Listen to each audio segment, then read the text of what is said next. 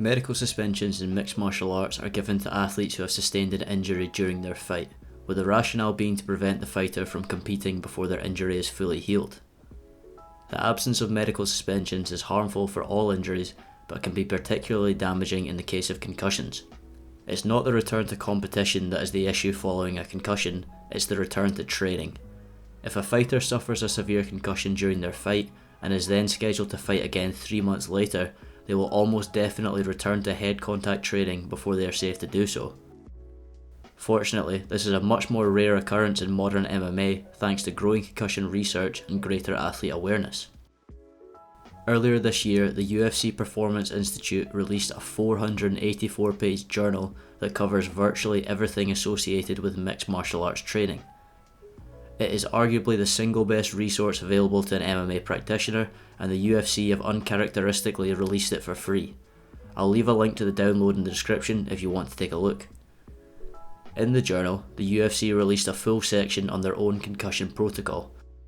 Protocols for safely recovering from injuries are known as return to sport protocols, and they have been around for a long time. However, this is the first time that there has been a return to sport protocol for concussions that is tailored to mixed martial arts, which is essential considering the rapidly growing popularity of the sport. The most obvious starting point for any concussion protocol is that the athlete must be diagnosed with a concussion. The current gold standard for concussion diagnosis is the 5th edition of the Sport Concussion Assessment Tool, which must be performed by a licensed healthcare professional. I'm hoping to make separate videos in the future that explain this tool and other methods available for diagnosing concussions, so you can consider subscribing if you're interested in learning more. Following a positive concussion diagnosis, the UFC has a 5-stage protocol that the athlete should follow in order to safely return to normal training and competition. The first stage is the initial recovery phase, where the athlete allows their brain to recover through physical and cognitive rest, avoiding activities that require increased concentration like playing video games or working on your computer. During the entire protocol, the athlete and trainers must keep an eye out for worsening symptoms or the appearance of red flag symptoms such as intense headaches, difficulty talking, or loss of consciousness. If a red flag symptom appears, then the athlete must be sent for immediate medical attention. If symptoms have eased after 24 to 48 hours, the athlete can start increasing their activity levels while also regularly seeing their healthcare provider to identify any new or recurring symptoms. The remaining 4 stages of the protocol involve returning to training with planned sessions that get progressively more difficult. During these sessions, the level of intensity is ideally measured using a heart rate monitor or the CR10 scale. The heart rate monitor prevents the athlete from working too hard, as they are recommended to work at a given percentage of their maximum heart rate. The CR10 scale, which is commonly known as the RPE scale, is useful in the event that a heart rate monitor isn't available. The CR10 scale allows the athlete to determine how hard they believe they are working, with a number between 0 and 10, with 0 meaning no exertion at all, and 10 being absolute maximum exertion. It's important to note that during any of these phases, if the athlete experiences any new or returning concussion symptoms, they must rest for 24 hours and be symptom-free before they can return to training. They will also have to return to training at the stage prior to the one where they experience the symptoms. For example, if the athlete starts to experience headaches in stage 4, they must rest until the headaches stop and then return to training at stage 3. Following the first stage of initial rest, there are 4 more stages that involve the athlete returning to training and eventually building up to a return to normal sparring. The second stage of the UFC's protocol is the first of 2 non-contact stages. During these non-contact stages, the idea is to see how the athlete's body will respond to light exercise as well as sport-specific movements that they use frequently in normal training.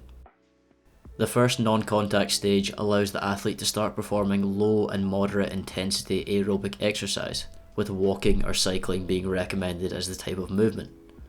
These sessions are short in duration, with the heart rate or RPE being restricted to prevent overtraining. During this stage, the athlete can also take part in their first technical session post-injury, where they can perform light solo MMA drills that come with no risk of head contact. These could be things like shadow boxing, footwork drills, or jiu-jitsu warm-up movements. It's recommended at this stage to avoid any movement that could place extra pressure on the neck, such as inversion drills that are commonly seen in grappling. The third stage is the second of the two non-contact stages and is when the athlete will begin doing strength training.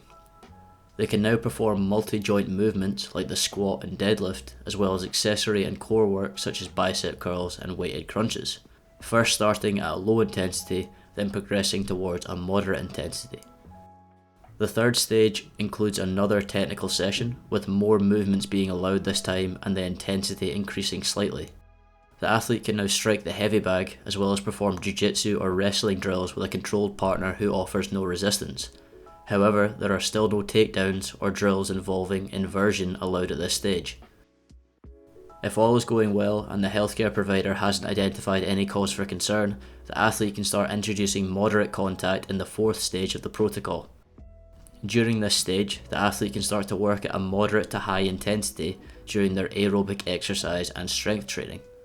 They can also increase the intensity and variety of their technical drilling session to include live work, where the athlete is training against full resistance. However, this should be restricted to positional sparring that keeps head contact risk to a minimum. Positional sparring from mount, for example, where the position resets following an escape or submission, would be ideal at this stage to avoid extended scrambles that could result in a head impact. At this stage, the athlete can now also start performing controlled wrestling takedowns and inversion drills. Following stage 4, the athlete can return to full contact training in the final stage after receiving medical clearance from a doctor. The start of the final stage involves moderate intensity MMA drills with a moderate risk of head contact, such as striking drills like Dutch drills, where both athletes are wearing large gloves and shin guards. They can also increase the duration of their jiu-jitsu positional sparring, however scrambles are still not allowed until later in this stage.